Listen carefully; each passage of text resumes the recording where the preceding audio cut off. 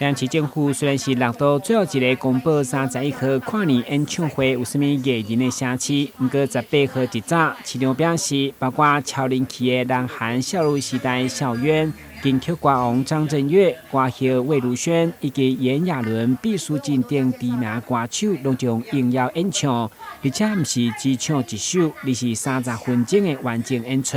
其中小渊要来台南，竟是家己乖乖居家检疫14天。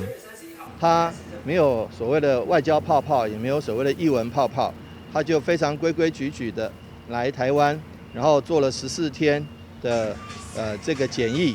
然后呢才会在舞台上跟各位见面。所以请各位放心，但是我们要别人防疫，我们自己的防疫工作也要做好。市府今年扩大办理圣诞跨年，不但整体场次数量，包括邀请艺人的总数嘛是全国第一。希望用无同的音乐表演形式来满足无同的年龄层。记者会中嘛以加油棒热情邀请民众拢来台南跨年，而且提醒爱记得挂嘴安。台南新闻军及何乔邦采访报道。